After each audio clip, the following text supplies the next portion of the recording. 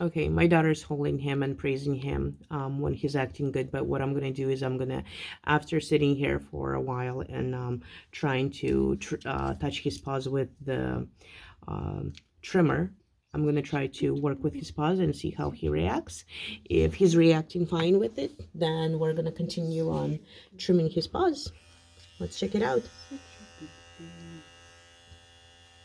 Good boy, Spence. Oh, you're a good boy. You're such a good boy. Yes, you're such a good boy. Yeah, you're such a good boy. Yeah, you're such a great boy. Yes. I'm doing it on my carpet and I don't care because I'm going to vacuum.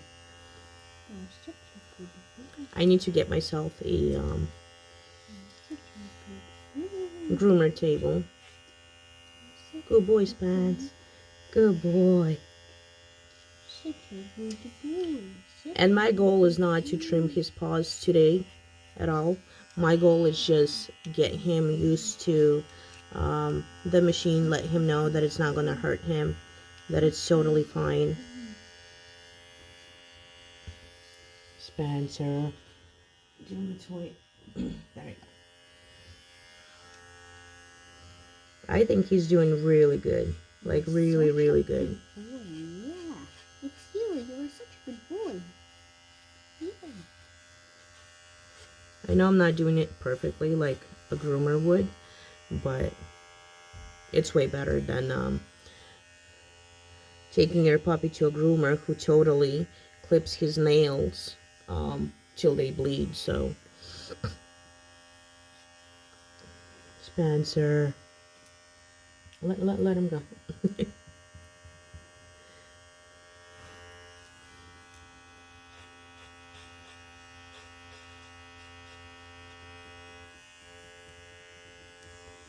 Don't tickle him.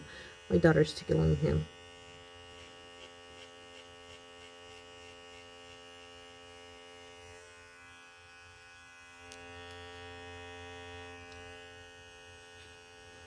And I am using the big the big bigger size trimmer. There's one with for the paws, like really small one.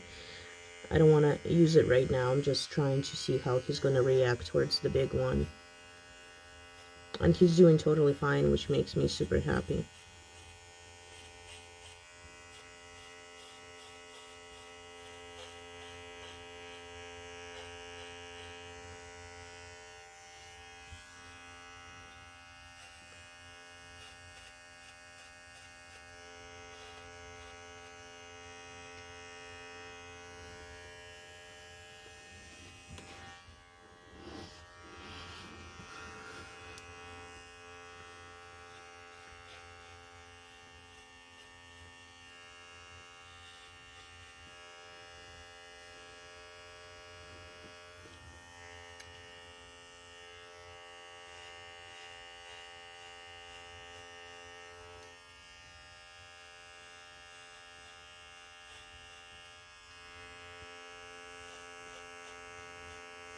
But I'm going to go continue working with my Spencer.